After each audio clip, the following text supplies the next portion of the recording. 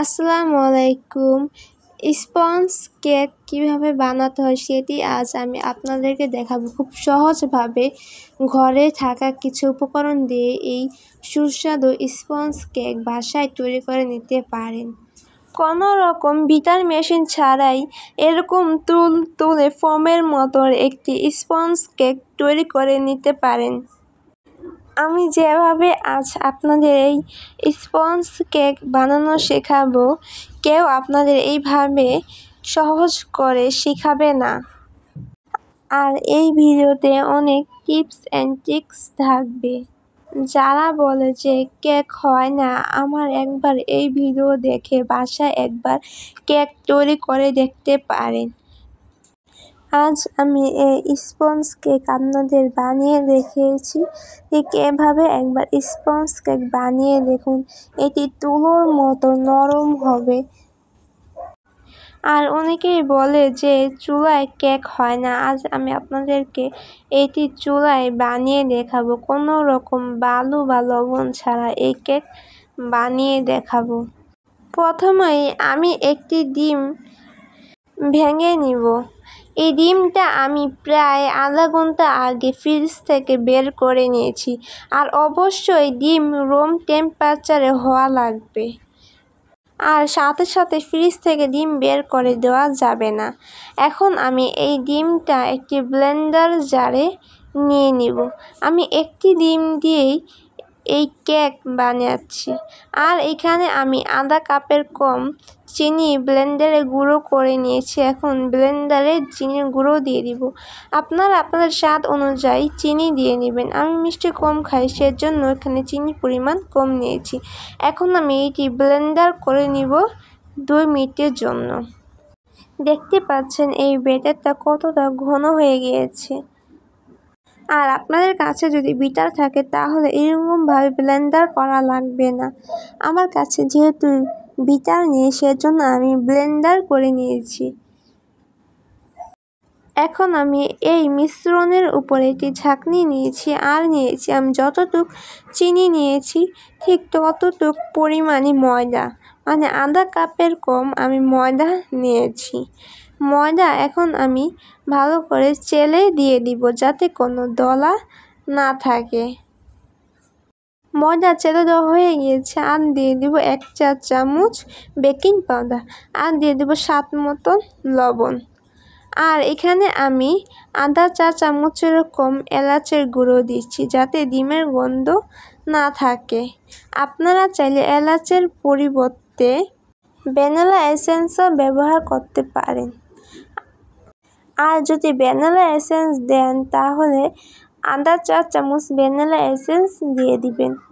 এখন আমি সম্পূর্ণ উপকরণগুলো উইল দিয়ে আলতো হাতে আমি মিশিয়ে নিব। এটি বেশি তাড়াহুড়ো করে মিশানো যাবে না। আলতো হাতে আমি এগুলো মিশিয়ে নিব, যাতে যে বাবলসগুলো আছে বাবলসগুলো ভেঙে না যায়। দেখতে পাচ্ছেন আমি কিভাবে আলতো হাতে এগুলো মিশিয়ে নিচ্ছি। আমার মেশানো হয়ে গিয়েছে। এখন আমি এটি একপাশে রেখে দিব। আর এখানে আমি প্রায় 5 চা চামচের মতো গুঁড়ো দুধ নিয়েছি। আর এখানে আমি সামান্য একটু পানি দিয়ে দিব।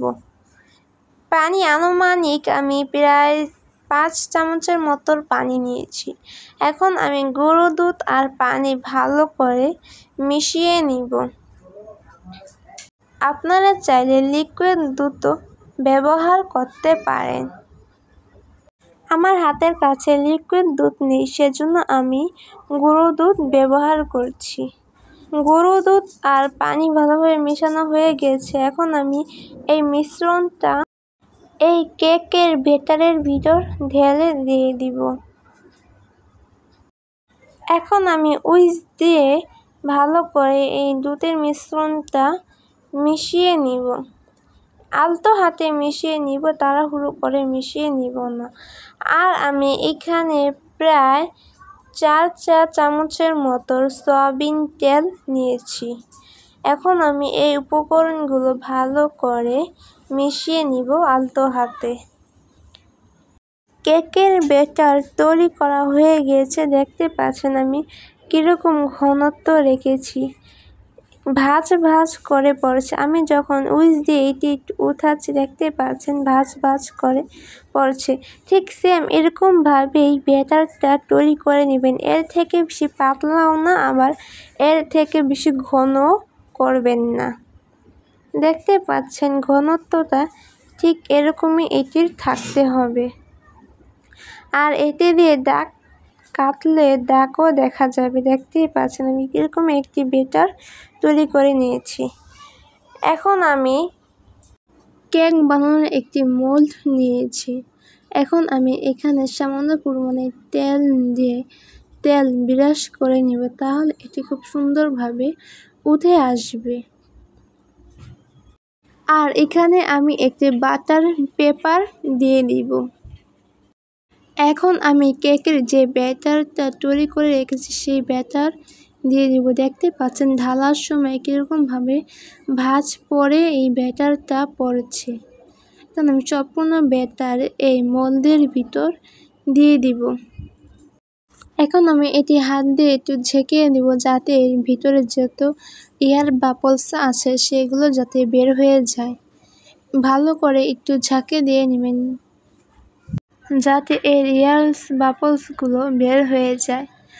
আর আমি এখানে কিছু কিশমিশ দিয়ে দিব। আপনারা চাইলে এগুলো নাও দিতে পারেন।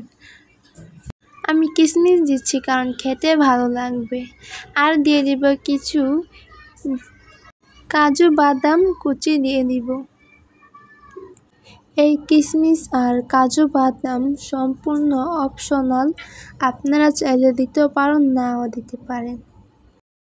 আর এখানে আমি চুলায় একটি কড়াই বসিয়ে স্ট্যান্ড দিয়েছি। আমি এই কড়াইটা প্রায় 10 মিনিটের মতো গরম করে আগে থেকে নিয়েছিলাম। এখন আমি কেকের ব্যাটারটা দিয়ে আমি ঢাকনা দিয়ে ঢেকে দিব। আমি ঢাকনা একটি সুতি টেনা পেঁচিয়ে দিয়েছি, যাতে কোনো ভাপ না বের হয়। দেখতে পাচ্ছেন। এখন আমি এটি 25 থেকে 30 মিনিটের মতো চুলায় রেখে দিব। আর আমি আপনাদেরকে চুলার আঁচও দেখিয়ে দিচ্ছি। মিডিয়াম টু লোতে আমি চুলার আঁচ রেখেছি। এখন আমি প্রায় 30 মিনিট পর ঢাকনা সরিয়ে ফেলব। দেখতে পাচ্ছেন কেকটা কত সুন্দরভাবে বেক হয়েছে, আর দেখতেও কতটা লোভনীয় লাগছে। আমি এটি কাঠি দিয়ে দেখে নিচ্ছি কেকটা ভালোভাবে হয়েছে কিনা। দেখতে পাচ্ছেন কাঠিটা একেবারে শুকনো, মানে কেকটাও হয়ে গিয়েছে। এখন আমি কেক উঠিয়ে নিব। এখন আমি একটি চাকুর সাহায্যে পাশ দিয়ে ছাড়িয়ে নিব।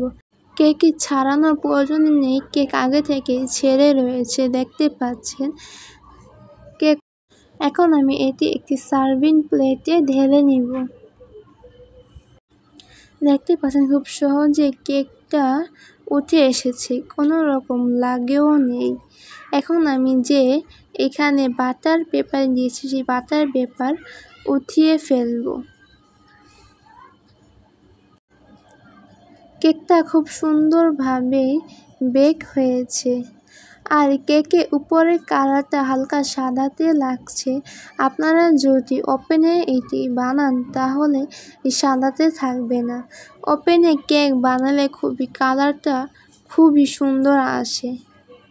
এখন আমি এই কেক দেখাচ্ছি কতটা সফট হয়েছে। দেখতে পাচ্ছেন কতটা সফট ও নরম হয়েছে, একেবারে তুলার মতো হয়েছে। এরকম করে বাসায় একবার বাচ্চাদেরও বানিয়ে দিতে পারেন। এই কেক চাকু দিয়ে ধরার আগে এটি কেটে যাচ্ছে, এতটা তুলার মতো নরম হয়েছে। চাকু দিয়ে ধরার আগে এই কেক কেটে যাচ্ছে।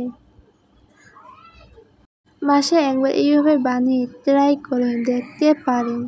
আর কেকটা ভিতর দিয়ে কতটা জালিদার হয়েছে দেখতেই পাচ্ছেন।